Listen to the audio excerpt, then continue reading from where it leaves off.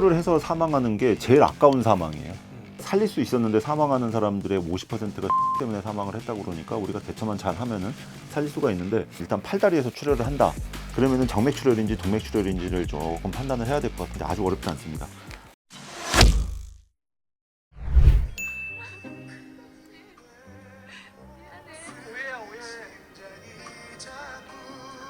내가 처음부터 다 설명해줄게. 안 돼! 잠깐만, 근데 이런 끔찍한 외상 상황이 주변에 발생하면 어떻게 해야 되지? 그래, 이런 건 조항주 센터장님한테 물어보자. 가보자. 네, 선생님 안녕하세요. 안녕하세요. 선생님, 제가 혼자 이렇게 좀 상상을 많이 하는데요. 만약에 드라마처럼 중증 외상 환자가 내 옆에 생겼다. 그럼 어떻게 해야 될지가 참 궁금하거든요. 근데 일단은 중증 외상을 조금 구분을 할 줄 알아야 될 것 같은데 어떤 것들을 좀 중증 외상이라고 보나요? 옆에서 이제 뭐 이렇게 살짝 넘어졌는데 그렇게 넘어지더라도 일단은 의식이 없거나 혈압이 안 좋으면 일단 중증 외상이에요.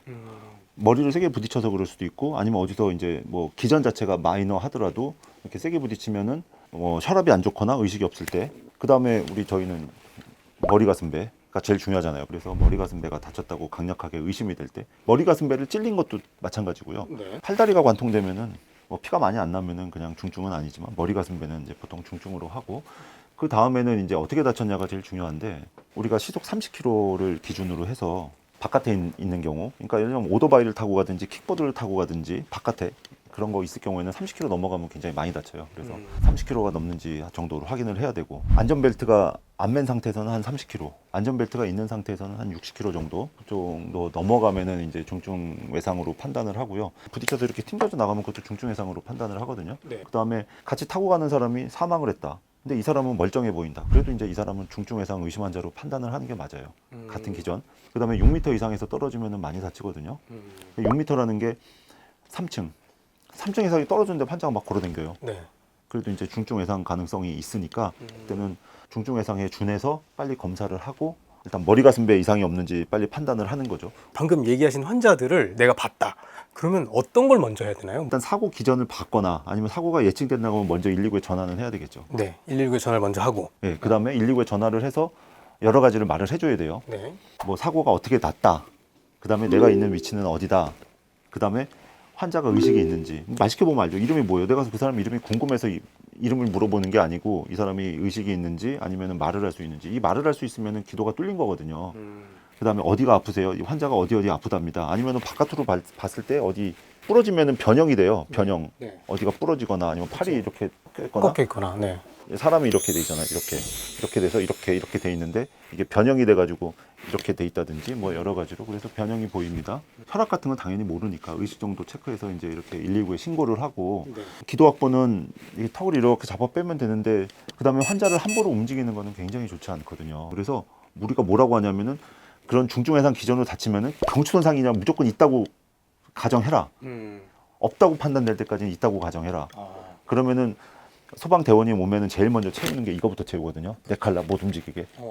이게 환자를 우리가 들다 보면 환자 목이 이렇게 막 이렇게 꺾이잖아요. 네. 이렇게 뭐 엎든지 뭘 하다 보면은 이렇게 막 끌려서라도 이렇게 하니까 이게 자체가 굉장히 안 좋아서 환자를 움직이는 거는 굉장히 좋지 않을 것 같고 환자를 어쨌든 간에 평가를 해서 의식이 있는지 말을 하는지 의식이 없다고 하면은 소방한테 더 물어봐서 어떤 기도 확보라든지 이런 것들을 좀 할 수 있는 수단 같은 거를 하고 의식이 만약에 없다고 하고 그렇다고 그러면 아마 소방도 조금 더 빨리 출동을 할 거거든요. 네. 그 정도까지가 지금 할 수 있는 것 같습니다. 응급센터 이런 데는 응급한 환자들이 가는 거고 중증 외상센터는 이제 조금 심각한 병이 있는 분들이 가는 건데 그럼 이거를 좀 판단할 수 있는 그런 기준이 어떻게 다른가요? 좋은 질문이십니다. 네.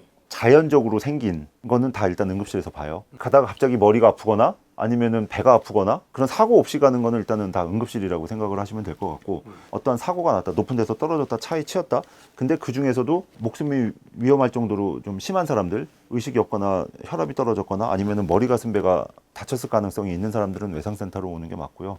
팔다리는 출혈이 있거나 이런 경우에는 또 외상센터로 오는 게 맞습니다. 가볍게 다친 것들은 응급실에서 보고 외상센터는 목숨이 왔다 갔다 해야 되거든요. 네. 눈 같은 거는 조금 좀 헷갈릴 수 있어요. 눈을 찔려서 눈이 안 보인다. 심각해 보여요. 심각해 보이죠. 네. 근데 응급실이죠. 아. 왜냐면은 목숨이 왔다 갔다 하진 않잖아. 그거는 안과라는 과만 있으면 되는 거라서 그거는 안과로 가면 되고 손가락이 잘렸어요. 네. 근데 또 심각해 보이는데요. 심각해 보이잖아요. 손가락만 연결하면 되잖아요. 네. 그것도 이제 응급실. 근데 손목 이상에서 잘리면 피가 콸콸 날 거 아니에요. 그렇죠. 그때는 토니켓 감고 외상센터. 출혈이 이렇게 나는 경우들 있잖아요. 출혈이 너무 심해서 이렇게 사망하는 경우들도 굉장히 많더라고요. 그러면 이렇게 출혈이 좀 보일 때 이걸 좀 지혈을 하고 싶은데 이런 건 좀 어떻게 하면 좋을까요? 출혈을 해서 사망하는 게 제일 아까운 사망이에요. 살릴 수 있었는데 사망하는 사람들의 50%가 출혈 때문에 사망을 했다고 그러니까 우리가 대처만 잘 하면은 살릴 수가 있는데 일단 팔다리에서 출혈을 한다. 그러면은 정맥출혈인지 동맥출혈인지를 조금 판단을 해야 될 것 같은데 아주 어렵지 않습니다. 정맥출혈은 압력이 낮기 때문에 이렇게 흘러나와요. 양은 많더라도 흘러나오는 타입이고 네. 동맥은 쫙 뻗어요. 압력이 높으니까 분수처럼. 동맥 같은 경우에는 심장을 중심으로 바깥으로 뻗어나가거든요. 정맥은 심장으로 모이고. 그러니까 예를 들자면은 여기서 동맥출혈이 쫙 하늘로 나간다. 그러면은 심장 쪽에 가까운 쪽 여기를 압박을 해야 되겠죠. 심장에 가까운 쪽으로. 네. 왜냐하면 심장에서 이렇게 나가니까 이쪽을 그렇죠. 막아야 되는 그 거고. 길이 그쪽이니까. 그쪽이니까. 네네. 반대로 여기서 정맥출혈을 한다. 네. 그러면 정맥은 이쪽으로 올 거 아니에요. 네네. 그다음에 목에서 정맥출혈을 하면은 이쪽에서 이렇게 그 심장 쪽으로. 네. 그러면은 위를 막아주는 거군요. 그렇죠. 이게 이렇게 상처가 있고 이렇게 간다고 그러면은 위쪽으로 이렇게 막아주면은 이렇게 네. 안 되고 동맥 같은 경우에는 밑에서 위로 가니까 여기 밑에를 이제 이렇게 여기를 잡아주고 여기도 이제 정맥 같으면은 이쪽. 그다음에 출혈을 하는 데를 그냥 직접적으로 눌러도 되고요. 정맥 같은 경우에는 아니면은 이렇게 위쪽을 눌러도 되는데 동맥은 이쪽으로 나가니까 밑에 쪽을 눌러야 되고 그거보다 좋은 거는 그 임시적으로 만든 토니켓도 있습니다. 이렇게 점 매는 건데 네. 혁대 뭐 아니면은 손수건 네. 뭐 이런 거로 해서 여기를 그냥 아예 꽉 짜매는 거예요. 이거 묶어가지고 영웅이 된 분이 좀 미국 보스턴 마라톤 대회 때 이렇게 네. 막 혁대를 해가지고 여기를 딱 맞고 나서 병원으로 보내서 딱 병원에서는 이제 딱 그 지혈할 때 그 지혈을 제대로 할 수 있을 때까지 딱 이렇게 막았으니까 심장보다 아래에 있으면은 이렇게 압력이 세게 나올 거 아니에요. 피가 세게 나오다가 이걸 심장보다 들으면은 좀 적게 나오고 그렇죠. 이렇게 하면 그쵸. 세게 나오고 네. 적게 나오고 그래서 심장보다 출혈하는 데를 많이 좀 높게 하고 지혈 때 그다음에 심장보다 높게 이렇게 해서 하면은 많은 사람들을 살릴 수 있을 것 같습니다. 그런 것도 좀 궁금한데요. 119에 이제 전화를 했어요. 그러면 꼭 말해야 되는 그런 것들? 그런 건 어떤 게 있고 꼭 안 말해도 되는 것들. 근데 사실 안 말하는 것들을 막 길게 얘기하고 있으면 또 안 되잖아요. 간단하게 필요한 정보만 주는 게 좋죠. 네. 환자 사고가 어떻게 났는지, 그다음에 대강 나이가 노인인지 젊은 친구인지 사고 기전이 좀 달라질 수 있거든요. 그래서 네. 젊은 친구인지 남자인지 여자인지 정도, 그다음에 사고 위치, 그다음에 의식이 있는지 없는지 정도, 네. 그다음에 바깥에서 볼 때 출혈을 하고 있는지, 그러면 출혈하고 있으면 뭔가 조치를 해야 되니까 아마 얘기를 해줄 거예요. 아까처럼 동맥출혈인지 정맥출혈인지까지 알면은 더욱 좋고 네. 손으로 그 부위를 누르면은 조금 그러니까 뭐 옷이나 이런 걸 이렇게 한 다음에 거기를 꽉 누르든지 이런 거 정도까지 하면은 100점이 될 것 같습니다. 어디에 손이 끼거나 아니면 어디에 뭐가 박히거나 이런 것들이 생기면 이거를 박힌 걸 뺀다거나 뭐 끼인 거를 옮긴다거나 이러면 안 되는 건가요? 안 되죠. 이게 사실 끔찍하잖아요. 담 남다가 이거 옛날에 보면은 담벼락 위에 이렇게 철조망 같은 거요?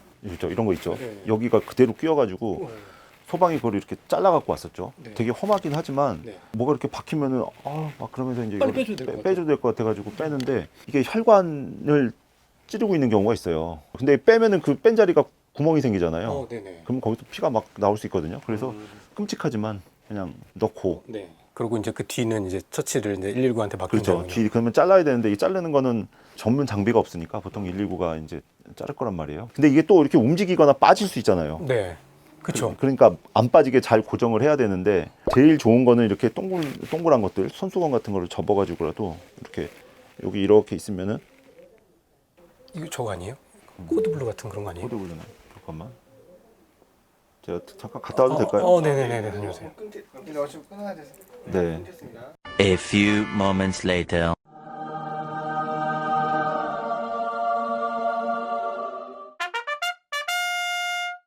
CPR 같은 거 많이 배우거든요. 무슨 교육 같은 것도 하고 그래요. 뭐 회사에서도 하고. 의식이 없는 환자한테는 무조건 CPR을 다 해야 되는 건가요? 아니면 CPR 괜히 하면 또 안 되는데 또 하는 경우도 있고 그럴 것 같은데. 일단 할까 말까 할 때는 하라고는 되어 있어요. 의심이 되면은. 근데 현장에서 사고가 났고 환자가 의식이 없고 피부로 느낄 수도 있고 아니면은 손으로 이렇게 느낄 수도 있는데 없다고 그러면은 하는 게 맞을 것 같아요. 심장이 뛰는지 안 뛰는지는 사실 맥을 만져보면 알겠지만 그건 또 일반인 입장에서 하기 어렵거든요. 네. 의식이 없고 숨 안 쉬고 그 정도면은 하는 게 맞을 것 같아요. 그리고 약간 이제 의식이 가물가물한 사람 있잖아요. 그러면 이 사람은 무조건 이렇게 막 때리고 해가지고 의식이 들게 하는 게 맞는 건지 아니면 사실 또 그 때리고 이러면 안 되는 건지 그게 좀 궁금하거든요. 좀 때리는 게 맞죠. 그거는 의식이 없는 사람이면 의식이 아예 이렇게 되면은 기도가 막힐 수 있어요. 그래서 의식을 평가를 하는 것도 있지만 의식이 있는 상태여야지 이게 되는 거니까 자꾸 잠들려고 하면은 말 시켜가지고 의식 깨우는 게 맞아요. 드라마 같은 데 보면 이제 헬기로 이렇게 딱 그 환자를 이렇게 나르기도 하잖아요. 네, 저희가 타고 나르기도 하고 그쵸. 환자를 직접 타서 환자를 헬기에서 처치를 하기도 하고. 그렇죠.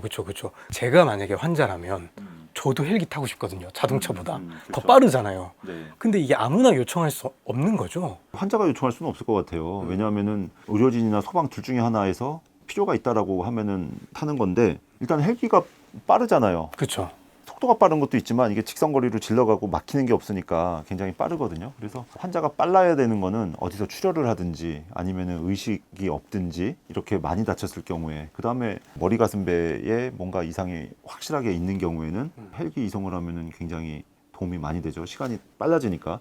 근데 아주 많이 안 다쳤더라도 헬기 이송을 하는 경우가 있기는 있어요. 어느 때냐면은 이 사람이 산에서 다리를 다쳤어요. 그러면은 기본적으로 움직일 수가 없기 때문에 소방대원들이 산을 올라가서 3인 1조가 돼가지고 네. 두 명이서 네, 내려와야죠. 네. 산까지 내려와서 그 다음에 앰뷸런스로 싣고 와야 되는데 산에서 내려오는 게 1시간, 2시간이 될 수도 있고 그 소방대원들의 체력을 너무 많이 소모를 하니까 그때는 이제 헬기 이송으로 탈 수가 있고요. 아니면은 시간이 너무 많이 걸린다. 외상센터까지. 왜냐하면 외상센터가 커버하는 영역은 넓어요. 응급센터는 전국에 뭐 한 200~300개 정도가 있지만 외상센터는 17개밖에 없거든요. 그러면은 외상센터까지 이송을 하는데 시간이 굉장히 많이 걸리는데 러시아워 시간이다. 그럴 경우에는 이 시간을 당기는 게 분명히 유리한 점이 있다라고 판단이 되면은 그거를 의료진이나 아니면은 소방 현장에서 판단을 해서 그런 때는 또 이송을 할 수가 있습니다. 선생님 근데 만약에 헬기를 이용하면요. 네.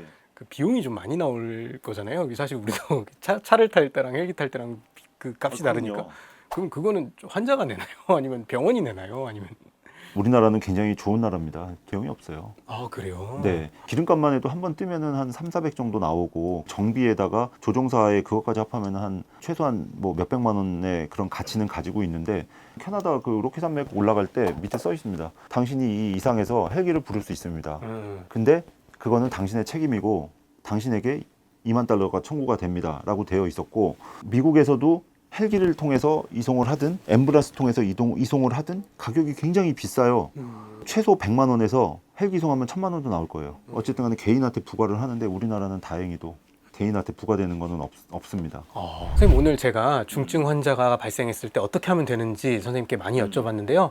마지막으로 한 줄 처방전 부탁드리겠습니다. 본인이 사고를 냈든 아니면 사고가 난 거를 봤든 당황할 수도 있는데 당황하기 전에 먼저 1분 1초가 아까운 그런 환자들을 위해서 신고를 하는 게 제일 우선인 것 같습니다. 딴 거 머리를 많이 다치면 어쩔 수는 없어요. 근데 이제 이렇게 출혈할 수 있는 거는 우리가 막으면 살릴 수 있거든요. 일단은 집적 압박 한번 해보고 그다음에 피가 어느 쪽으로 흐르는지 판단한 다음에 압박하면은 굉장히 좋을 것 같고 그다음에 그것도 안 되면은 옷이라든지 뭐 이런 것들 점매가지고 피나는데 묶으면은 굉장히 멋질 것 같습니다. 이런 거 있으면 굉장히 좋은 사례로 칭찬해 주시면은 우리나라에 더 좋은 그런 예들이 많이 나오지 않을까요? 오늘 선생님한테 배운 것들을 좀 당황하지 않고 잘 적용을 하면 또 많은 생명을 구할 수 있는 그런 계기가 될 것 같습니다. 선생님 오늘 말씀 감사합니다. 감사합니다. 네.